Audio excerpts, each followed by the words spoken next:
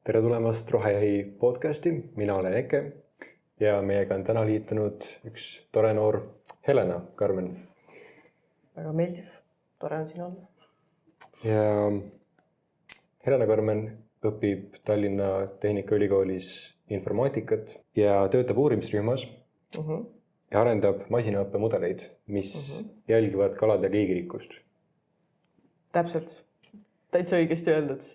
Keskkonnaseire tehnoloogiate uurimisrühmas töötan TalTechis, meil on neid uurimisrühmi seal veel. Aga muidugi oleks tore kõigis töötada, et kõik teevad väga huvitavaid asju. Ja see on see, mis ma leidsin internetist sinu kohta, aga kui sa ise peaksid seletama, siis millega sa tegeled? Kui ma ise peaksin seletama, mis ma teen, siis ma tööasjus või see, miks ma olen seotud keskkonnaseirega natuke, on kalakaamerad. Nimelt keskkonnaseire tehnoloogiate uurimisrühm, mille eesotsas on professor Jeffrey Andrew Tuton, arendab välja tehnoloogiat, mis võimaldaks jälgida sellistes raskesti ligipääsetavates keskkondades või siis hüdroelektrijaamades seda veeolustikku. Et kuna tegelikult viimase 40-50 aastaga on magevee selgroogsete liigirikkus vähenenud umbes 70%. Vist oli isegi rohkem tegelikult, sest see uuring tehti 2016 oli minu arust viimati, kui nad lõpetasid selle, et see oli mingi 1970-2016 oli see midagi. Et siis nüüd rohkem kui kunagi varem on tegelikult vaja aru saada, kuidas me inimestena mõjutame veeelustikku ja seda liigirikkust. Ja nüüd roheenergiana on väga populaarseks muutunud hüdroelektrijaamad. Ning me ehitame neid järjest juurde, nii näiteks Hiinas, seal ma lugesin on mingisugune liik, kelle liigirikkus on vähenenud, mis liigirikkust nende populatsioon on vähenenud mingi 97% võrra, et põhimõtteliselt mingi 3% liike on järgi võrreldes aastaga 1980.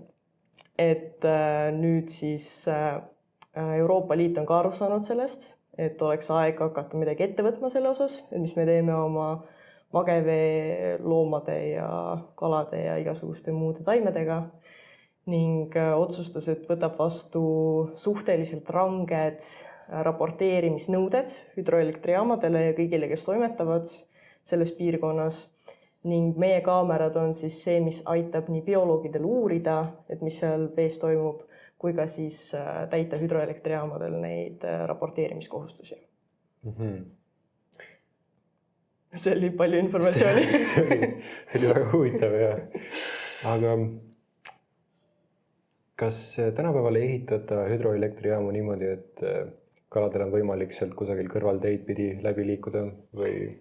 Sul on väga õige lähenemine sellele, aga veel ei ole jõutud nii-öelda sellise kindla tehnoloogiani, mis on see just see kõige parem viis, kuidas tagada, et kalad kasutavad neid teid. Et näiteks meil on viimased 2 aastat olnud Purtse jões Ida-Virumaa pool üks installatsioon, kus on üks erakätes olev hüdroelektrijaam, mille omanik on öelnud, et okei, et meil on see päässi, mis me ehitasime, selline väga ilus looduslik asi, mis tehti Euroopa rahadega. Aga et me ei tea, et kas see töötab. Pange oma kaamera sinna, testime. Põhimõtteliselt see oligi nagu esimene asi, mida ma oma tööga tegin. Et ma olin 6 aega töötanud projekti peal ja siis öeldi mulle, et kuule, meil on see kalakaamera. Pane asjad valmis ja siis me teeme väljasõidu kell 7 hommikule, et lähme. Ja siis istusime terve päeva novembris seal kalapääsu juures. Proovisime saada seda sükest kalatunnelit. See oli meie esimene kalatunnel, mis me panime kuskile välja päriselt. Et see on selline mõnus ristahukas, kus sees on selline malelaud, et me saaksime hinnata, et kui suur see kala on. Ja siis see kala nii-öelda läheb sealt läbi, et me muud oleme kõik võredega nagu ära katud, et tal on selline väga kitsas läbipääs, et me tahtsime näha, et kes sealt läbi käivad. Ja siis selle sinna õigesti paigutamiseks läks nagu selline 5 proovimiskorda, et kus nad proovisid lasta seda alla sinna. ja siis lõpuks meie professor pani endale veekindlad püksid jalga ja ronis vette üldse, et seda sealt kuidagi paika panna. Jah, et siis me veetsime seal mingisugune kella 9 kuni kella 5 õhtul, istusime seal, sest on tegelikult triloogia on vist selle nimi, TalTechis on artikkel ka selle kohta olemas. Et kui sa tunned huvi selle vastu. Igatahes jätame podcasti video alla lingi sellele kindlasti. Kõlab hästi, just. Aga noh, siukseid vahvaid asju on tegelikult võimalik õpilastel teha, kui sa teadusrühma lähed. Et see ei ole lihtsalt see, et sa lähed sinna ja teed mingisugust nagu mõtetut tööd, et sul on nagu võimalik päriselt oma nende väga väheste oskustega, mis sul on midagi ära teha ja tegelikult noortel on pakkuda suhteliselt huvitav oma vaatenurka asjadele. Et mitmele need erialaprofessionaalid, kes on kogu aeg mingisugune 20 aastat ninapidi seal sees olnud, et neil ei pruugi enam olla siukest viisi nagu astuda korraks eemale ja vaadata seda suurt pilti. Ja, see on paljude asjadega värske pilk. Muidugi. Toob üldiselt kasu. Täpselt. Aga kuidas sa jõudsid selleni?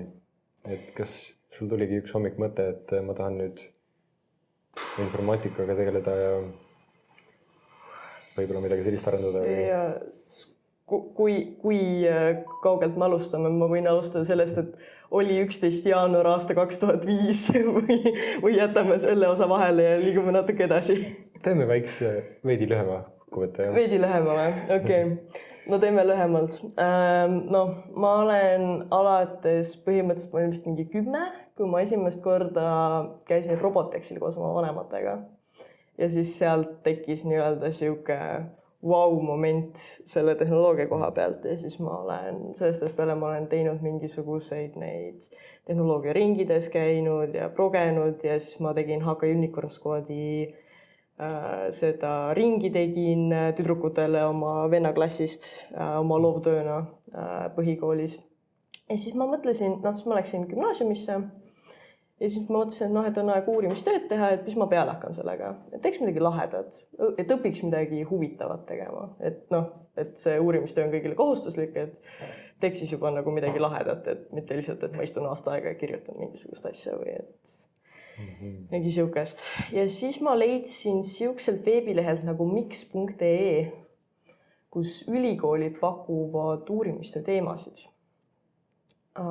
Siukse postituse, et masinõppe seiresüsteemide siuke teema oli. Masinõppe seire välistingimustes oli vist selle teema pealkiri. Siis ma mõtlesin, okei, masinõppe veel tollel ajal ei olnud väga popp, aasta oli 2020. Ma arvan siis aasta 2021, nii et siis veel ei olnud see nii popp. Aga ma mõtlesin, et see kõlab huvitavalt, tundub, et nagu mingisugune progevärk on ka sees, et täpselt minu teema. Kirjutasin neile. Aega läks mööda, siis võeti minuga ühendust, siis ma läksin laborisse ja siis kohtusin meie väga aktiivse professoriga. Et minul oli... Tuhtan. Jah, täpselt, tuhtan. Aga mind väga üllatas, et varem mul oli ettekujutus, et professor on siuke vana mees, kes istub laua taga kogu päeva kuskil pimedas ruumis ja siis lihtsalt kirjutab paberi peale koodi ja nagu midagi huvitavat ei tee. Ja siis minu üllatus oli suur, kui mind ukse peal tervitas hoopis siuke varastes 40-ndates väga aktiivne ameeriklane, kes kohe hakkas nagu rääkima lihtsalt sellest, et mida kõike lahedat me võiksime teha, et mis see projekt on, millega ma võiksin olla seotud ja et mida ma tahaksin teha ja lihtsalt nagu ülimõnusad vaibid nagu uurimisrühmas ma ei oodanud üldse seda. See kõlab väga lahedalt. Just. Ja siis ta pakkus mulle välja selle idee, et võiks teha, tollel hetkel neil oli koostöö BFG-ga, mis on Saksamaal hüdroloogia instituut, mis on ühe selle mingi ministeeriumi juures, täpselt ei mäleta praegu, mis see oli. Ja siis ta pakkus, et ma võiksin teha ühe liigituvastuse mudeli. Siis ma valisin haugid ja tahtsin siis treenida nii-öelda mudelid, masinõppemudelid, mis siis tunneksid ära selle haugi selle pildi pealt. Kahjuks Saksamaal on niimoodi, et on väga palju bürokraatiat, kuna ma ei olnud Tehnikaülikooli töötaja otseselt tollel hetkel, siis ma ligipääsu nende andmestikule ei saanud, aga noh, on olemas YouTube, on olemas Vikipeedia pildid, on olemas meie ilus Google. Otsisin sealt mingisugused välja. Tõmbasin kaste siuksele 2300 pildile ümber, kus need kalad olid, et öelda sellele masinõppemudelile, et kus nad on täpselt. Treenisin need mudelid ära. Mõtlesin peale seda, et never again. Siis ma kaitsesin oma töö ära. Kõik läks väga hästi. Mulle teema ju tegelikult meeldis, aga noh, peale seda kastide tõmbamist oli siuke tunne, et issand jumala, mitte kunagi ei tee seda. Ja siis ma otsustasin, et ma teen veel seda, püüan edasi arendada seda asja. Ja siis ma tegin ilusad raskemad kastikesed siin ümber. Tegelesin veel sellega. Aga jah, siis minu juhendaja läks lapseootuspuhkusele. Mõtlesin, et saab minust lahti niimoodi. Ja siis mul oli väike vahe sees 12. klassis, kus ma ei teinud nendega eriti midagi. Siis ma jõudsin ülikooli ja ma tahtsin liituda tudengivormeli tiimiga, kes teevad nii-öelda ka niisugust isesõitva autoosa. Ja siis mul oli veel, ma tahtsin tööle minna Hextechi, mis on droonifirma, kes teeb mingisugust koostööd meil vist Kaitseministeeriumiga ka. Ja siis ma tahtsin, et mul oleks mingisugused referentsid. No, läksin professor Tutani ukse taha, koputasin. Lusin, et kas ma saaks referentsi. Siis ta ütles, et ei, tuleb tööle. Ja siis niimoodi ma sattusin sinna ja nüüd ma olen 1,5 aastat seal tegelenud nende kalakaameratega. Et mind ei ole enam pandud väga annoteerima. Ma ainult ühe Dubai projekti jaoks natukene pidin millimallikaid annoteerima, aga muidu mind ei ole enam pandud tegema seda tööd. Et nüüd ma treenin mudeleid ja nüüd ma tegelen nende väikeste arvutitega, mis meil sinna kalakaamera külge lähevad, mis mägedesse ja hüdroelektrijaamadesse lähevad. Nii, see on lühidalt, mis ma teen. Väga huvitav. Ja. Kui see on lühike, siis on hea, et me vahel jätsime selle aastast 2005. Mis oleks võinud muidu olla. Just täpselt. Ja. Ma vahepeal märkisin ka juba, eks, et sul on siin reket kotist välja turitamas. Ja, täitsa on olemas, jah. See on golfireket või on see võrkpallireket või on see ujumisreket? Tead, kuule, ma arvan, et see on lihtsalt... Ta on mul kotis sellepärast, et kui vaata, saab vihaseks nende kalakaamerate peale, et siis käid ringi ja kõikidele arvutitele. Aga ei, mulle meeldib mängida tennist. Mulle meeldib käia oma koeraga, teha rallikuulekust. Mulle meeldib lihtsalt matkata, mulle meeldib lugeda, ma õpin saksa keelt. Igasugust asju teen. Tore. Igav ei tohi olla. Just, igav ei saa olla. Sa rääkisid omajagu küll kaladest, aga kuidas sa oled muud moodi kokku puutunud keskkonna hoidmise teemadega? No ikka olen. Ma mäletan, kui see oli vist kas viimane lasteaiaklass või see oli esimene klass, kui mu vanemad tõid koju ühe kollase koti. Ütlesid, et nüüdsest peale hakkavad kõik pakendid ja asjad minema sinna. Ja siis mul oli ka mingisugune kooliprojekt, kus esimeses klassis oli mingisugune kooliprojekt, et kus me pidime nii-öelda rääkima ka pikemalt sellest, et mis me teeme kodus selleks, et hoida keskkonda, siis me rääkisime nendest pudelitest, mis me kogume ja taarasse viime ja siis sellest pakendi, sellest kollasest kotist, mis meil seal on ja siis meie sellest biolagunevate asjade kastist, kus me paneme kõik need biolagunevad asjad sinna ja siis pärast kasutame oma taimede kasvatamiseks, et meil oleks oma kartuleid, oma porgandeid, oma rabarbereid, igasuguseid asju. Ehk siis võib öelda, et sa oled väga palju selleks, et olla keskkonnasõbralik. Selle kohta ma nii väga ei tea, alati saab paremini. Muidugi. Alati. Et ma olen väga tänulik oma geograafiaõpetajale keskkoolis, kes selle asemel, et meile ainult nagu õpetada seda, et mis linnad, kus asuvad ja ainult seda trillida meil. Võttis ka kätte näiteks, rääkis kooliga läbi, et me võtame nüüd mingisuguse ala seal koolile kuuluval maal, piirame selle ära mingisuguse nööriga ja siis, et seal sinna külvame mingisuguseid lilli ja asju ja siis, et kool seal ei niida asju. Et meil oli igasuguseid mingeid vahvaid projekte, siis ta lasi meil veel arvutada, et mitu planeeti oleks vaja meie elu nii-öelda üleval hoidmiseks, mitme planeedi ressursse meil oleks vaja, kui kõik inimesed käituksid nagu meie.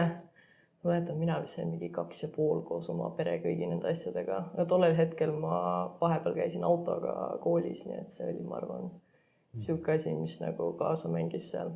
Huvitav, peaks vaatama, äkki veebist leiab sellise kalkulaatori, et igaüks saaks vaadata, et panna oma andmed sisse ja saada teada, mitu planeeti läheb vaja. Noh, nüüd see oli juba mingi 5 aastat tagasi, ma arvan, kui me seda tegime umbes. Aga ma arvan, et sellised asjad on ikka olemas. Siis minu arust tollel ajal oli ka mingisugune, ma ei mäleta enam, mis selle saate nimi oli, aga me vaatasime seda tunnis päris palju, kus ma ei tea, Lenna Kuurma ja kuulsad näitlejad ja ettevõtte omanikud võtsid kätte ja kas mingisugune 6 aega olid nii keskkonnasõbralikud, kui nad suutsid olla, et noh, käisid oma potsikutega poodides, et kui ostsid midagi ja siis kas see keegi keeldus autoga ise sõitmast, aga tal oli vaja kuidagi saada teatrisse proovi tegema kuskile teise linna ja siis ta alati sai kuidagi oma mingisuguse kaasnäitleja nõusse, et see kaasnäitleja sõidutab teda, nii et tema see jalajälg oleks võimalikult väike. Tehniliselt puhtam, jah? Just, täpselt. Ma saan aru, et sa puutusid kokku, et sa ei ole varem rohejahist palju kuulnud, et jah, ei ole tõesti, et ma läksin kohe Google'isse, kui ma sain sinult selle kirja, et kes te olete täpselt ja mis te teete. Et siis ma läksin Google'isse ja vaatasin natuke, et mis seal toimub. Google'is on info olemas, just. Ja. Kliimamuutusele ja keskkonnasäästmise teemadele suunatakse küll väga palju tähelepanu praegu. Ja. Aga mis sa arvad, millised teemad võivad olla sama olulised või veel olulisemad maailmas praegu? Kui kliimamuutuse teema? Jah. Või läheb see küsimus veidi liiga sügavale? See on väga sügav teema. Aga mulle tundub, et neid asju on nii palju ja need kõik on omavahel nii hästi seotud. Et noh, kui meil on kliimamuutuse teemad, me rikume oma planeedi ressursid ära, siis noh, meil on ka nii palju sõdu praegu, igal pool maailmas näljaprobleemid, kõik siuksed asjad, mulle tundub, et nad on kõik nagu omavahel seotud, et kõik need maailma suured probleemid, millele mina praegu suudan mõelda, et nad on kõik omavahel nii tugevalt seotud, et sa võid küll nagu ühest kohast natuke amsata, aga noh, siis sellel väiksel nii-öelda lahendusel, mida sa pakud sellele probleemile, on nagu ka natuke mõju kõigile teistele. Kindlasti. Mingisugusel määral. Et mulle tundub, et sa lihtsalt pead valima siukse probleemi, millele sina suudad panustada, mille lahendusele sa suudad panustada ja sa näed, et sa suudaksid panustada, et sul on võimekus panustada ning siis sa juba muudad maailma nii-öelda sellega paremaks. Just, ma olen täiesti nõus. Jah, ma ei tea, ma vist sõnastasin su küsimused hästi ümber praegu. See läks väga õigesse suunda. Okei, no siis on vähemalt hästi. Me rääkisime küll juba prügi sorteerimisest, eks, ja komposteerimisest. Aga mis sa arvad, mis saaksime meie või üldse kõik inimesed teha igapäevaselt veel, et olla keskkonnasäästlikumad? Ma tegelikult just sellel teemal TalTechis meil räägitakse praegu sellest, sest meil on rohekuu praegu käimas. Mis mina lugesin, on see, et meil räägitakse hästi palju digihügieenist ja sellest, et kuidas me võiksime nii-öelda säästa keskkonda sellega, et me kustutame oma e-maile ja pilte ja ei osta pilveruumi juurde. Aga ma nagu komistasin ühele väga huvitavale artiklile, mis tegelikult ütles, et nad tegid mingisuguseid mõõtmisi seal küll Katari nende selle keskkonnajäljega, et kui sa elektrit kasutad. Et noh, nendel on muidugi seal kasutavad põhiliselt süsi, et oma elektrit toota, et meil on vist natuke rohelisem. Aga see keskkonnajälg tegelikult sellest, et kui palju sa oma nutiseadet kasutad või kui palju sa kulutad loodusressursse, kui sa ostad iga paari aasta tagant endale uue seadme, on tegelikult metsik. Et ma arvan, et see on asi, mida igaüks meist saab teha, on see, et istud bussis, selle asemel, et Instagrami scrollida, et võta hetk, vaata aknast välja, naudi loodust, mõtle selle üle, mis sinu ümber kõik ilusat on ja selliseid asju. Ja noh, kui sul telefon ei ole enam kõige uuem mudel, et armastada ikka veel natuke aega, et 2 aastat, kes saab oodata ikka enne, kui seda kõige uuemat mudelit jälle taga ajama hakata. Rahakotile on ka kergem nagu. Ma olen täiesti nõus kõigega, mis sa just ütlesid. Just täpselt, et võib-olla see on see digipunkt, mida ma nagu pakuks, sest mina olen see kurja juur, kes väga palju tegeleb nutiseadmetega nii tööalaselt kui ka koolis, kui ka eraelus ka kahjuks päris palju, et võiks vähem. Et mulle tundub, et see on selline asi, et bussiga sõidan, võta raamat kätte, lihtsalt loe raamatut. Mõistlik. Ja, aga see ongi ju erinev, et kõigil on mingisugused asjad, mille pealt saab säästa ja samas need, mille pealt ei saa näiteks. Ja. Sul võib-olla digiasjade pealt ei saa nii palju, aga mõned teised asjad, mis... Täpselt. Et ongi, et igaüks peab leidma, kuidas ise panustada anda oma panus sellesse suurde võitlusse. Just. Tuleme tagasi kalade poole. Tuleme. Nagu sa ütlesid, kas see oli Hiinas, on ainult 3% alles kunagisest? Ma ei mäleta täpselt, mis need numbrid seal olid või et mis aasta uuring see oli, aga seal ühes jões kohutav nimedega nad uurisid, et palju nad leiavad selle ühe kalaliigi kalamarja võrreldes siis üle mingisuguste aastate. Et kas see oli mingi 20-30 aastat. Siit ma võin valetada, aga ma võin sulle pärast lingi saata see World Wide Fund for Nature, see WWF, kellel on see ilus panda seal logoks. Neil on väga huvitav artikkel selle kohta, kus on kõik need asjad kirjas. Paneme selle ka video alla. Just, täpselt. Et seal räägitakse natuke sellest, aga kui vaadata ka seda, kui palju hüdroelektrijaamu Hiinas ehitatakse, siis see on metsik. Et siin eelmine sajand ehitati ju mingisugune meeletult suur hüdroelektrijaam, mis jättis 1 miljon inimest koduta, sellepärast, et see lihtsalt jõgi laienes nii palju, et matis külad ja tööstuspiirkonnad enda alla ja siis valitsus maksis seal kinni suure hunnikuga neid kompensatsioone ja asju. Aga see võib-olla tunduda veidi veidra küsimusena, aga miks me peaks hoolima üldse sellest, et liigiriikus kahaneb? No, see on tõesti väga hea küsimus, et milleks hoolida sellest. Aga nii meie kui ka need kalad, kes seal vees on, oleme osa ühest suuremast ökosüsteemist. Ning kui üks osa läheb tasakaalust välja, siis see mõjutab ka neid. Võtame näiteks need mõnusad need Hiina nälkjad, kes meil praegu aedades on. Nad on võõrliik, nad löövad meie selle süsteemi siin tasakaalust välja, tekitavad meile suure hunniku ebamugavust, söövad ära meie taimed, puud jäävad haigeks selle pärast selliseid asju. Siis näiteks meil oli ka Ameerika naarits ja Euroopa naarits. Ameerika naarits toodi siia selleks, et kasukaid teha. Ja siis Ameerika naarits pääses sealt nendest kasvandustest välja ja kui nad on suurem ja agressiivsem kui meie Euroopa naarits, siis põhimõtteliselt meie Euroopa naaritsa populatsioon kahanes väga tugevalt. Ning siis võeti vastu otsus, et sellega võetakse midagi ette. Ma ei mäleta, kas see oli Saaremaa või Hiiumaa, aga üks nendest tehti sellest Ameerika naaritsast täiesti puhtaks. Euroopa naaritsad viidi sinna selleks, et neil oleks vähemaltki mingisugune koht, kus nad nagu saavad loomulikult kasvada.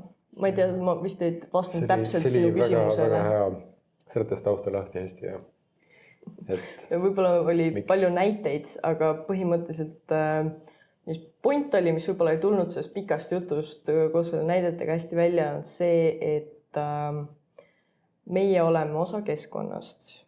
Kui üks osa keskkonnast läheb tasakaalust välja, siis see mõjutab ka meie elu negatiivselt. Et see oli pigem see suurem point. Ametlikud küsimused siin nüüd said otsa, aga meil on siin veel selliseid naljaga pooleks küsimusi, et kas sa pigem uuriksid kalu läbi kaamera või ujukusid nende keskis? Mis keskkonnas? No siin on nüüd palju valikuid. Ütleme Egiptuses meres. Egiptuses meres?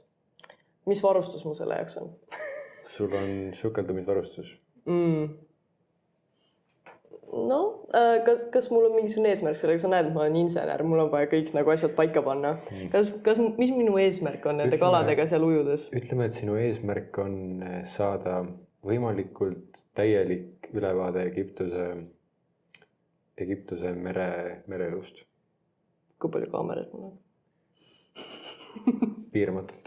Piiramatult või? Et siis ma lähen kaamerate peale. See ongi täpselt see põhjus, miks me neid kaameraid arendame. Muidugi seal on veel oma neid kiikse, ma võin nendest ka rääkida, aga see ongi point, et kui muidu kasutati jõgede jälgimiseks tavalisi kaameraid, mis salvestus 24/7, siis võtta inimene, kes vaatab seda kõike läbi, inimesel tavaliselt on 8-tunnine tööpäev, tema keskendumisvõime nagu hajub selle jooksul, et ta ei suuda nagu nii meeletult palju seda informatsiooni tarbida. Et siis sellepärast ongi meie need kaamerad, kus AI sordib välja need olulised kaadrid, kus me näeme päriselt seda kala. Et kus me tegeleme sellega. Ja kui mul on piiramatult neid, siis ma arvan, et need kaamerad suudavad ära teha oluliselt suurema ja mõjurikkama töö, kui mina suudaksin oma sukeldumisvarustusega ära teha. Aga ega need kaamerad ka ei ole nii-öelda siuksed eksimatud. Nendega on meil ka igasuguseid vahvaid vingerlusi tehtud. Kõigel on muidugi oma positiivne ja negatiivne pool, nii et mis on nende kaamerate miinusküljed? Ma vaatan miinusküljed. No, kuna mina olen nii-öelda oma ametilt insener, kes on palgatud nende kaameratega tegelema, siis mina olen see, kes igapäevaselt lahendab mingeid negatiivsed või problemaatilisi külgi nende kaamerate juures, et selles mõttes on nagu positiivselt, mul on töö, huvitav töö, aga iga tehnoloogia arendamisega on see, et seal on alati mingisugune aga. Et näiteks kuna need keskkonnad on hästi muutlikud, mida see kaamera filmib, siis see mudel näiteks kui see keskkond muutub väga palju, siis see mudel ei suuda täpselt ära tunda seda kala, vaid hakkab ära tundma ka mingisuguseid taimetükke, mis seal lendlevad, siis meie kaamera on salvestanud ka kopraid näiteks või linde, kes seal sukelduvad läbi selle kaamera meil seal. Et see meie süsteem ei ole ilma oma vigadeta. Aga ütleme, et see on arendatud välja ideaalseks selles plaanis, et töötab ideaalselt ja tuvastab ainult kalu. Mis võivad siis veel alles jääda miinuskülgide poolest? Ma saan aru, kuhu sa tüürid, aga järgmise 2 kuu pärast on seal endiselt need probleemid praeguse süsteemiga. Ja selles mõttes tegemist on ikkagi nutiseadmega. Et tema tootmiseks kasutatakse väärismetalle, tema jooksustamiseks kasutatakse ikkagi elektrit. Kuidas üldse elektrit saab? Elektrit või? Olenevalt sellest, kuhu me ta paigutame. Näiteks hüdroelektrijaamades, lihtne ligipääs kuskile pistikule, siis kui ma õigesti mäletan, siis me oleme pannud ka generaatoreid mingisugustesse kohtadesse või on mingisuguste akude peal jooksnud. Need asjad. Aga nende välismaal toimuvate installatsioonide juures ma ei ole täpselt olnud ja see on pigem see kliendipoolne siuke asi, millega toimetatakse.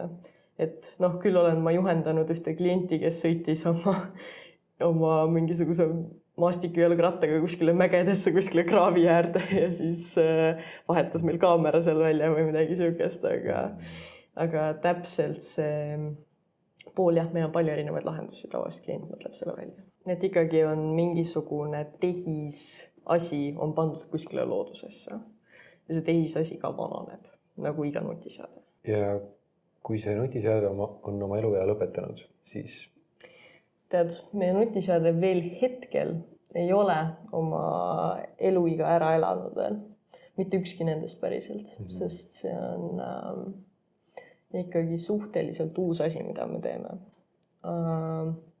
See kaamerasüsteem, millega mina olen töötanud nüüd, ma olen 1,5 aastat seal olnud, et see ongi nüüd viimased mingisugune 2-3 aastat olnud seal väljas, et kõik need kaamerad veel töötavad päris hästi. Aga ausalt öeldes ma veel ei tea. Aga see on mõte, mille ma võtan endaga uurimisrühma kaasa, kuhu ma peale seda podcasti siin lähen ja räägin sellest oma professoriga. Ja kui me mõtleme midagi välja. Tõesti. Aga kuidas mõjutavad neid kaameraid näiteks ringi liikuv prügi? Sa rääkisid, et koprad mõjutavad juba. Kuidas siis on veel prügi või prügisaared, mis meil siin triivivad ringi? Tead, see on ka üks tore asi, millega me tegeleme. Meile tuli nüüd enam-vähem peaaegu 3 aastat tagasi. Me osalesime sihukesel tenderil, kus oli Dubai veetöötlusjaamad, kellel oli probleem, et nende veevõtukanalid ummistusid ära ühe võõrmillimallikate liigi tõttu ning prügi tõttu, mis neil seal meres on.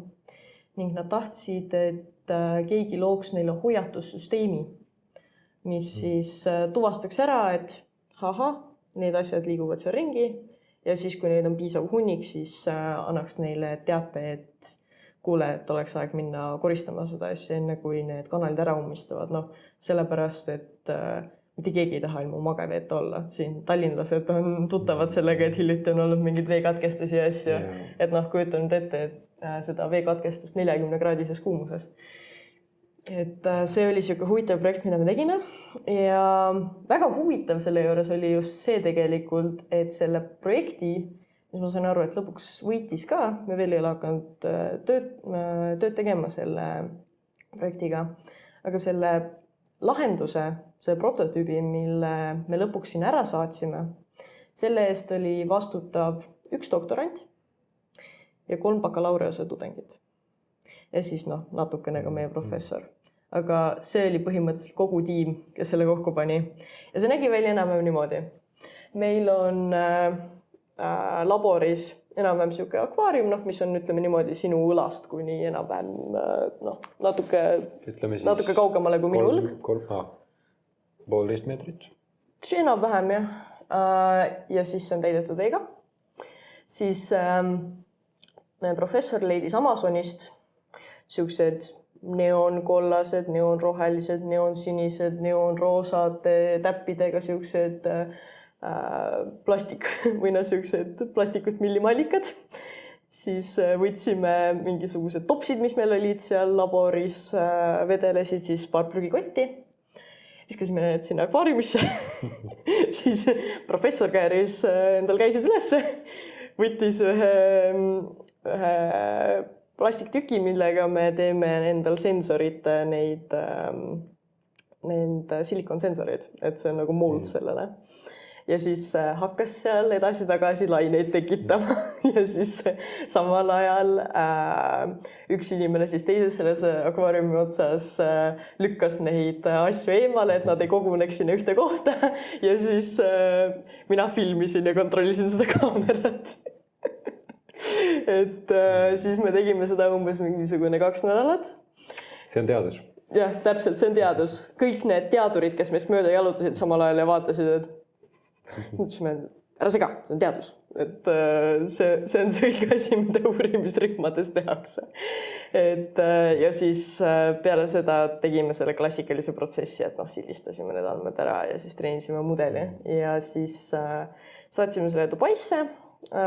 koos meie nii-öelda nende ühe ettevõttega, kes siis meie neid kaameraid edasi müüb, et see ongi see IM Hydro, kus peal on siis meie kalakaamera ka siin kõrval. Ja siis nad esitlesid ära neile selle, meil oli veel mingid 2 ettevõtted, kes võistlesid meiega seal, aga meie andsime neile kaasa oma millimallikad.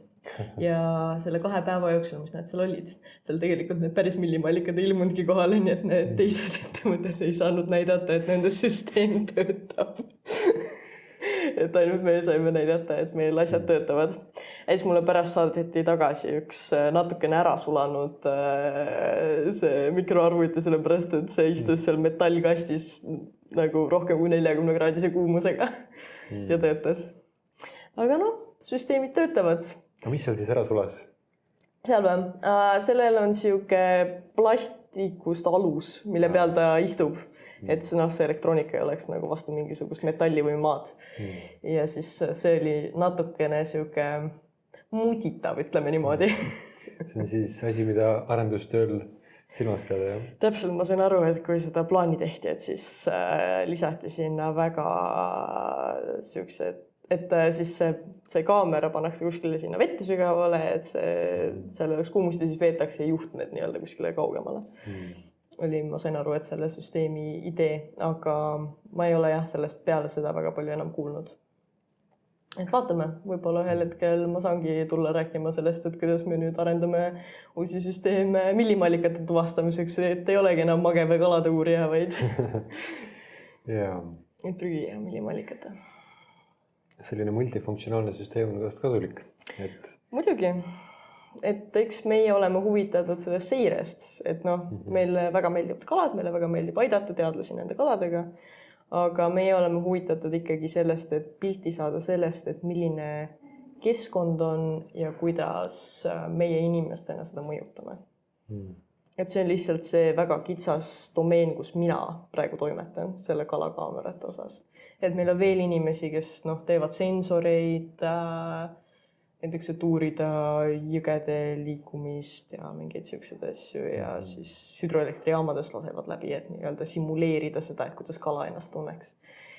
Et kui ta sealt hüdroelektrijaamast läbi läheb näiteks. Et meil tehakse igasuguseid asju seal laboris.